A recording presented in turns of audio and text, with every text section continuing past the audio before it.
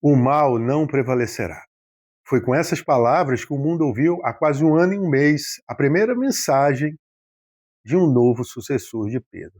Ainda vivíamos o impacto da despedida do Papa Francisco, ainda vivíamos o silêncio do luto, mas também existia expectativa. Expectativa pela fumaça branca, pelo Habemos Papa, pela descoberta do homem que ocuparia uma das missões mais importantes da Igreja Católica. A mais importante. Naquele 8 de maio de 2025, milhares de pessoas olhavam para a sacada da Basílica de São Pedro, seja pelas redes sociais ou pela sua televisão. E diante do mundo surgiu o Papa Leão XIV, emocionado, humilde e simples, com palavras que soaram não como um discurso político, estratégia institucional ou demonstração de poder. Soaram como palavras de um bom pastor. No episódio de hoje, vamos ouvir o artigo O Mal Não Prevalecerá.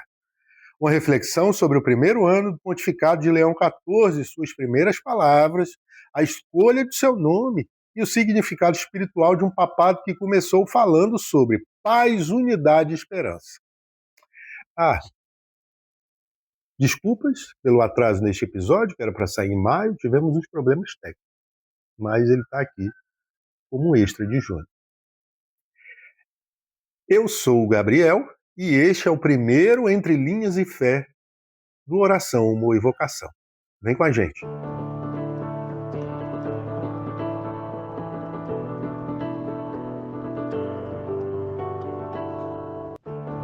Ainda estávamos atônitos e tristes, surpresos, enlutados com a partida do Papa Francisco, que dias antes, já bastante debilitado, com a voz frágil, abençoava Roma e o mundo por ocasião da paz.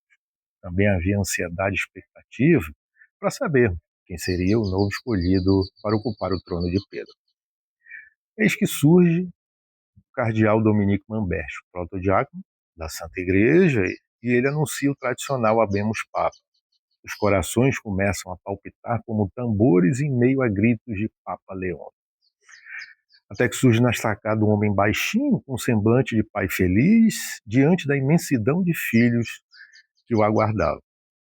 A emoção do Santo Padre naqueles primeiros minutos foi algo inesquecível. Eu confesso que aquele dia foi especial.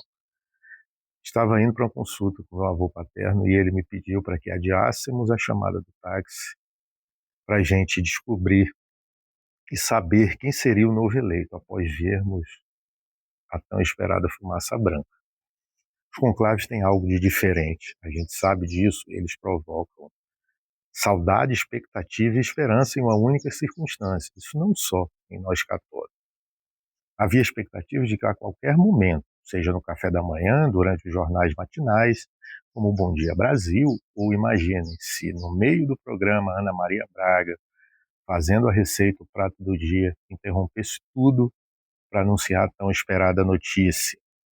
As pessoas na rua se perguntavam, quem é o Papa? E aí, fumaça branca? Ou até reclamavam. Está demorando muito, mal sabe quem reclama que a gente já teve um conclave que durou quase 3 anos. Para ser mais preciso, 2 anos e 9 meses. Vocês terem uma ideia, aqueles que estavam na vizinhança trancaram os cardeais, depois reduziram sua comida e chegaram até a retirar as telhas do local para ver se tinha logo uma decisão. Com a graça de Deus, esse tipo de situação ficou no passado. Nos últimos 100 anos, os conclaves não duraram mais que 5 dias. Nesse último não seria diferente, levando 2 dias e tendo 4 sessões, 4 escrutínios para a gente saber quem seria o escolhido. E, por óbvio, um conclave curto não é sinal de politicagem, jogo de interesses ou algo semelhante. É sinal de um discernimento da Igreja, unida pela ação do Espírito Santo. O então cardeal Robert Prevost, agostiniano, vinha de uma bela experiência pastoral e missionária nos rincões do Peru. Exerceu o sacerdócio, foi bispo e posteriormente nomeado pelo Papa Francisco prefeito de Castelo para os bispos, sendo responsável pela constituição e provisão das dioceses ao redor do mundo, além da nomeação de administradores, os bispos para esta. Entrou humildemente trazendo a saudação do bom pastor, festa litúrgica que se aproximava e desejando paz a todos os cantos da terra. A expressão que dá título a este artigo foi a tônica de um discurso humilde, ocorrido há um pouco mais de um ano, no dia 8 de maio de 2025. Ela teve presente nas primeiras palavras de que Sua Santidade, o Papa Leão XIV, proferiu em seu primeiro discurso ao ser escolhido como sucessor. A gente sabe que em um mundo tomado pelo egoísmo, o que consequentemente acaba levando as pessoas a uma convivência bélica, propor uma paz desarmada e desarmante é algo absolutamente importante para quem ocupa essa função, como o Papa Leão XIV. Tu pode até pensar num discurso político, mas não se trata disso, não. A gente sabe que, como escolhidos por uma promessa feita a nós, devemos, antes de tudo, ser propagadores do diálogo e construtores de pontes, tendo Cristo, por óbvio, à nossa frente como nosso bom pastor. Além dessas palavras, o Santo Padre nos pediu que caminhássemos de mãos dadas com o próximo, sem dúvidas com Deus, que ama a todos incondicionalmente, a todos. Ou seja, nada faz sentido se não estivermos unidos ao próximo. Cumprir obrigações religiosas sem amor, cumplicidade e compaixão em nossas relações é como enxugar gelo, empurrar poeira para debaixo do tapete. As suas belas e humildes palavras nos apresentaram um sacerdote que se dispôs a ser ovelha como nós, guiando-nos como pastor e conduzindo-nos à pátria celeste. Para que tudo isso se cumpra, não devemos nos acomodar, ficar parados, permanecer inertes, mas estar sempre à procura daqueles que precisam, as ovelhas perdidas. O cristão deve ter em sua essência a caridade e a proximidade com os mais necessitados.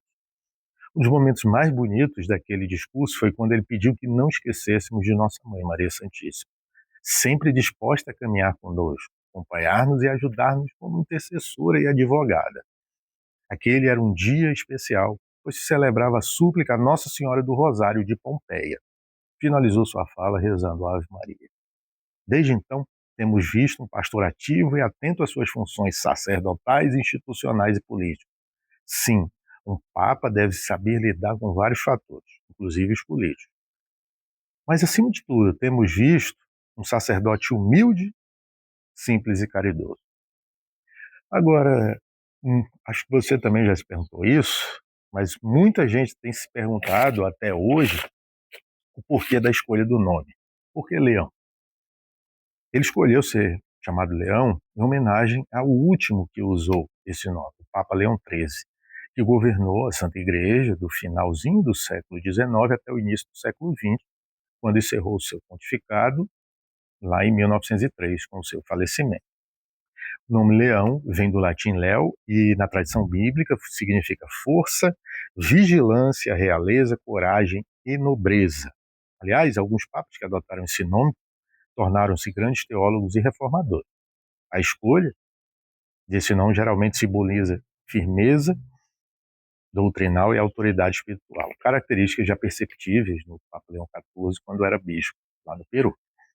O 13º Leão, lá no início do século, a governar a Igreja Católica, foi extremamente importante para a conciliação em um mundo que se modernizava em meio às revoluções industriais e ao avanço da ciência. O Papa Leão XIV, como seu homônimo, o antecessor, o último que usou esse nome, demonstra ser um homem sábio e atento aos avanços tecnológicos e às questões trabalhistas.